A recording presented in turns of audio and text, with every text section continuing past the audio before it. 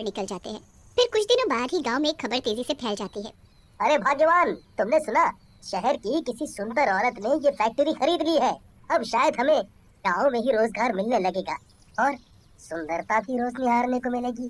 भला हो उस सुंदर औरत का। क्या क्या क्या क्या कहा तुमने? दोबारा बोलना जरा। अरे अरे, कुछ नहीं। मैं तो सिर्फ कह रहा था कि अब शहर नहीं जाना पड़ेगा और यहीं रहकर काम मिल जाएगा।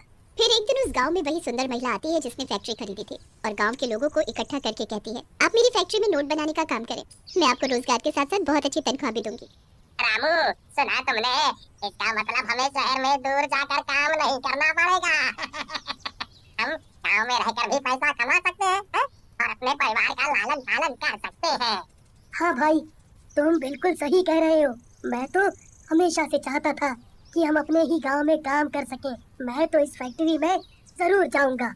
लेकिन सारे गांव वाले इस बात से भयभीत भी होते हैं कि उस फैक्ट्री पर किसी चुड़ैल का साया है। उस औरत के समझाने के बाद कुछ लोग उसकी बात मान लेते हैं। पैसों के लालच तथा गांव में रोजगारी को लेकर प्रसन्न होते हैं और वो उस औरत के पीछे जाने लगते हैं। कोई चुड़ैल का साया नहीं है, ये सब फैक्ट्री बंद कराने की साजिश की गई थी। आप लोग मेरी बात मानो, वहाँ कोई चुड़ैल नहीं है। मैं भी तो वहाँ रहती हूँ, मुझे तो आज तक कोई चुड़ैल दिखाई दी थी। आप लोग मेरे साथ चलिए, इससे अच्छा आपको मौका कभी नहीं मिलेगा। गाँव के लोग लालचवश प्रधान की बात नहीं मानते और फैक्ट्री में चले जाते हैं और नोट छापना शुरू कर देते हैं। पर किसी को इस बात का आभास तक नहीं होता कि वो जो नोट छाप रहे हैं वो नकली है। फिर एक दिन, क्या बात है, आजकल शंकर नहीं दिखाई देता? क्या तुम लोगों में से किसी ने उसको देखा है? क्या पता कहाँ है शंकर आजकल। मुझे तो लगता है वो इतना बड़ा आलसी और मनचला है, काम से बचने के लिए घूमते घूमते जंगल की तरफ चला गया होगा और किसी जानवर का शिकार बन गया होगा। लेकिन जब ये बात गांव के प्रधान को पता चलती है तो वो घबरा जाता है और लोगों को फिर से एक बार चेतावनी देता है। तभी सुंदर औरत वहां आ जाती है। ये प्रधान आप लोगों से जलता है क्योंकि आप गांव में रहकर भी पैसे कमा सकते हैं और इसको शहर जाना पड़ता है। ये नहीं चाहता कि आप लोगों का भला हो। मैं आप लोगों को विश्वास दिलाती हूँ, वहाँ पर कुछ नहीं है और मैं आप लोगों की तनख्वाह बढ़ाने का भी वादा करती हूँ। तनख्वाह बढ़ाने की बात सुनकर एक बार फिर गाँव वाले प्रधान की बात को अनसुना करके वहाँ से चले जाते हैं। लेकिन ऐसे ही एक एक व्यक्ति गाँव से गायब होने लगते हैं। लेकिन एक दिन रामू को ये बात पता चलती है कि वो लोग जो नोट छाप रहे हैं वो नकली है। वो बौखला जाता है और अन्य गांव वालों को जाकर बताता है, भाइयों, यहाँ हम लोगों के साथ बहुत गलत हो रहा है। हमसे नकली नोट छपवाए जा रहे हैं। पर वो हमारे साथ ऐसा क्यों कर रही है? नकली नोट छापना तो एक गुनाह है, हमें उससे बात करनी पड़ेगी। इतना बोलकर गांव वाले सुंदर औरत के पास चले जाते हैं। मलकिन, ये सब क्या चल रहा है? क्या ये सच है कि आप हमसे नकली नोट छपवाती हैं? सुंदर औरत अपने असली रूप यानी चुड़ैल के रूप में आ जाती है। हाँ, मैं तुम लोगों से नकली नोट छपवाती हूँ। मुझे बहुत मजा आता है ऐसा करके। चुप हो जाओ सारे, मेरे अलावा मैं किसी की भी नहीं सुनती। तुम लोग यहीं रहकर काम करोगे। वैसे तो मैं बहुत कुछ कर सकती हूँ, पर मुझसे पहले पुलिस तुम्हारा बिगाड़ेगी जब उसको पता लगेगा कि तुम लोग नकली नोट छापने का काम करते हो।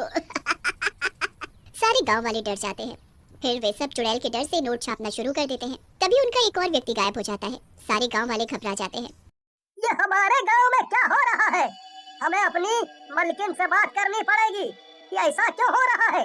और ये काम हमें कैसे भी छोड़ना ही पड़ेगा, वरना ऐसे ही चलता रहा तो हम सब एक दिन ऐसे ही गायब हो जाएंगे या तो हमें पुलिस पकड़ लेगी।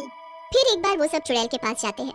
जाने की बात सुनते ही औरत को गुस्सा आ जाता है और सुंदर औरत एक बार फिर अपने असली रूप में आ जाती है जो कि एक चुड़ैल का रूप होता है। तुम्हें क्या लगा था मैं कोई आम चुड़ैल हूँ? नहीं, मैं वही चुड़ैल हूँ जो यहाँ सालों से इंतजार कर रही थी। तुम्हें क्या लगा था यहाँ की चुड़ैल जा चुकी है? मैं हमेशा से यही थी, बस सही समय का इंतजार कर रही थी। ये जो नोट तुम लोग छाप रहे हो ये तुम्हें फंसाने का तरीका था और ये असली नोट नहीं बल्कि नकली नोट है। मुझे नकली नोट बेहद पसंद है। मैं अपना महल नकली नोटों से भरना चाहती हूँ। तुम लोग मेरी सहायता कर रहे थे नकली नोट छापकर भी और मेरा भोजन बनकर भी। लेकिन उस चुड़ैल ने किसी को भी खाया नहीं होता, बस वो सबको एक एक करके कैद कर लेती है। जैसे ही वो कैद लोगों के पास पहुंचती है वो लोग उससे पूछने लगते हैं, हमने तुम्हारी सारी बातें सुनी, तुम उन लोगों को क्यों डरा रही हो? तुमने हमें नहीं खाया तो तुम उनसे ये क्यों कह रही हो कि तुम हमें खा चुकी हो और बाकियों को खा जाओगी? क्या तुम हमें यहाँ से कभी नहीं जाने दोगी? चुड़ैल एक लंबी सांस लेती है और अपनी कहानी बताना शुरू करती है। मैंने तुम लोगों को कभी इसलिए नहीं खाया क्योंकि मैं इंसान नहीं खाती, पर हाँ, उन्हें दुख में देखकर मुझे बहुत अच्छा जरूर लगता है क्योंकि तुम्ही जैसे लोगों ने मेरे साथ बुरा किया था। मेरा भी एक परिवार हुआ करता था जिसमें मैं, मेरा पति और मेरी एक छोटी सी बच्ची रहती थी।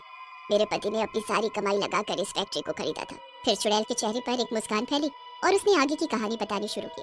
उन्होंने जब ये फैक्ट्री खरीदी तो मैं भी उनके साथ रहने इसी गांव में आ गई। तब हम लोग इस फैक्ट्री के लिए कुछ लोग ढूंढने गए और अपने काम को करने के लिए कोशिश करने लगे। हम रोज लोगों को समझाते कि इस फैक्ट्री में काम करने से उन्हें रोजगार तो मिलेगा ही। हमारी बातें काफी लोगों ने मानी भी, पर जो यहाँ का प्रधान था उसको ये बात रास नहीं आई। अपने प्रधान जी? हाँ हाँ, वही तुम्हारा प्रधान, जो अपने आप को ज्यादा होशियार समझता है, जबकि उससे ज्यादा नाकारा और नामुराद आदमी दूसरा कोई नहीं है दुनिया में। चुड़ैल अपनी आंखें लाल करके सभी को घूरने लगती है, जिससे वहाँ पर फिर से भयानक सी शांति हो जाती है। सब डर के मारे चुप हो जाते हैं और वो चुड़ैल अपनी बात बोलनी शुरू करती है। मैंने उसी दिन ये फैसला कर लिया, जब तक मैं प्रधान को नहीं मारूंगी मैं यहाँ से कहीं नहीं जाऊंगी। मैंने अपनी बेटी को उसके मामा के घर भेज दिया और उससे उस दिन के बाद कभी नहीं मिली। उसके बाद मैं गांव में वापस आई तो गांव वाले से सुना कि प्रधान ने ये फैक्ट्री ये बोलकर बंद करवा दी है कि यहाँ पर किसी चुड़ैल का साया है। उसी से मुझे ये तरकीब सूझी और मैंने एक बाबा से संपर्क करके खुद को चुड़ैल रूप में विकसित करवाया और अब मैं यहाँ आई हूँ उस प्रधान से बदला लेने। लेकिन तुमने हमें कैद क्यों कर रखा है? इस उम्मीद में कि क्या पता गांव के लोगों के लिए चिंतित होकर कभी न कभी वो प्रधान भी फैक्ट्री आएगा। ऐसा बोलकर चुड़ैल अपने कमरे में चली गई और गांव वाले दोबारा अपने काम पर लग गए। फिर एक दिन पैसों के लालच में प्रधान का बेटा भी फैक्ट्री की तरफ आया और जैसे ही चुड़ैल ने उसको देखा, चुड़ैल के दिमाग में एक तरकीब सूझी।